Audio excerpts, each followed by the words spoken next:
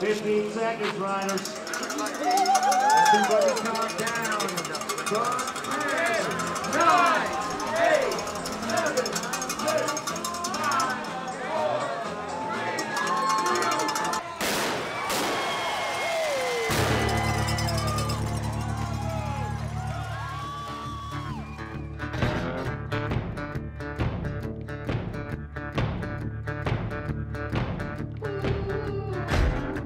We wanted to have an environment where the beginner can show up and they can have an enriching experience where they're going to be challenged, no doubt. We call it a beginner event.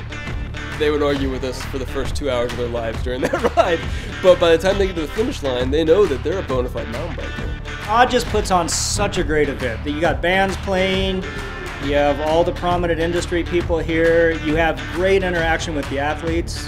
The courses are just, they're truly epic. I mean, you're out there challenging yourself.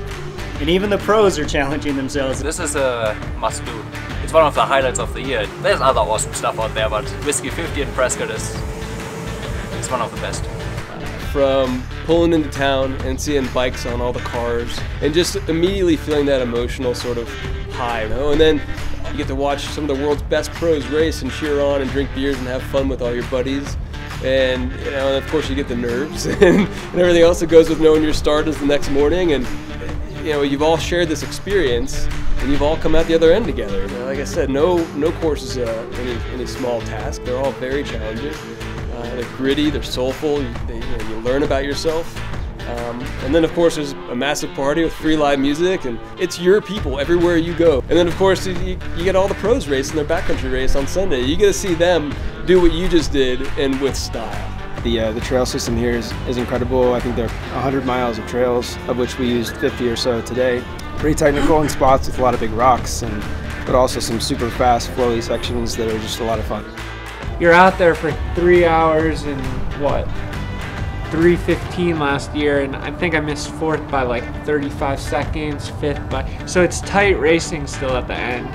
Yeah, no, of course I'm a racer, so you always remember your good races, and last year I finished 2nd here and just coming into the finish and high-fiving all those people. And do enjoy the Whiskey 50 atmosphere, the town, the trails, so I just kind of forget about the suffering of the race and keep coming back for some reason.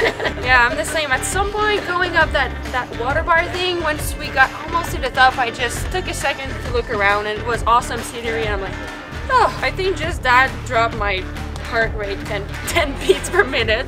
I'm not necessarily known as a sprinter, or people who know me as a sprinter know I'm a bad sprinter usually. You know, after a 3-hour race, like, it's different. Like, it doesn't necessarily have to be like who has the fastest legs on paper. It's, yeah.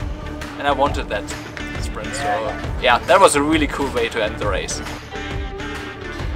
These towns they're not 5 million person population places. They're tiny towns that have amazing outdoor opportunities, and when the off-road series events show up to their doorstep, this is their Super Bowl for the weekend. I don't know, for everybody who has never done the Whiskey 50, put it on your list, because I do think this is a race to go. Like, it has the best flair with a big expo. It sells out like every year for the amateur racers. And it's just a great experience. The course is awesome, it has everything you need. It's technical, it has a lot of single trails, awesome views, climbing, so there's something for everyone. I mean, I'm stoked. This was definitely, it wasn't my best result here, but I think it was almost my best race, especially after that crappy start, since there was so much talent on the start line, and where I've ended up, like, I think I can be proud of what I did today.